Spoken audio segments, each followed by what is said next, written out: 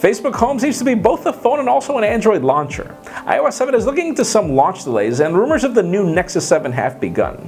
I'm Jaime Rivera, and no, I'm not being sponsored by Tommy Hilfiger, but wouldn't that be cool? This is Pocketnow Daily.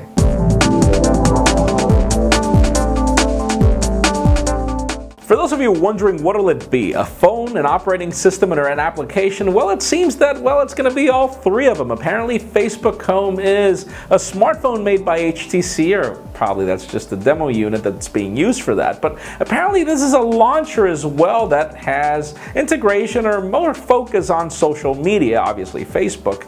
And then again, we'll have an April 4th event, which is tomorrow, to let you know what exactly this is going to be. And it just makes you wonder, if the Facebook application isn't the best thing out there, why would they want to do a phone now? Now let's move into the Galaxy S4. For those of you concerned that the pre-orders on April 16th are going to be for $250 for the 16 gig model, well, Samsung has just confirmed that on AT&T this device will retail for $250 for the 32 gig model, and then you can get the 16 gig for $200. So obviously April 16th, let your wallets wait, and let's see what we get.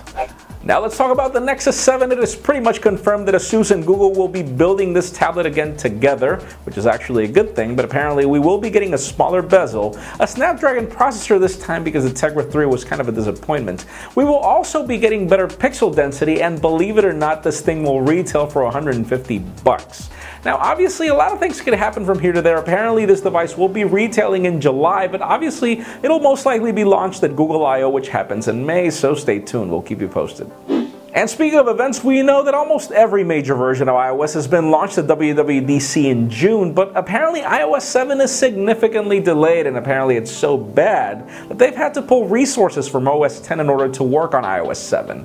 Now we know that Scott Forstall is no longer there. iOS 6 is a significant mess. It is terrible. And we do know that this is the first collaboration between Craig Federighi and Johnny Ive in iOS 7, so hopefully we will be getting something good on the table, and most likely on time, so stay tuned.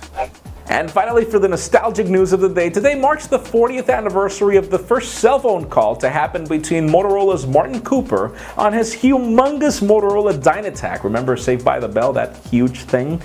Between him and his AT&T competitor, just to tell him that he had just won the competition. He had built the first cell phone.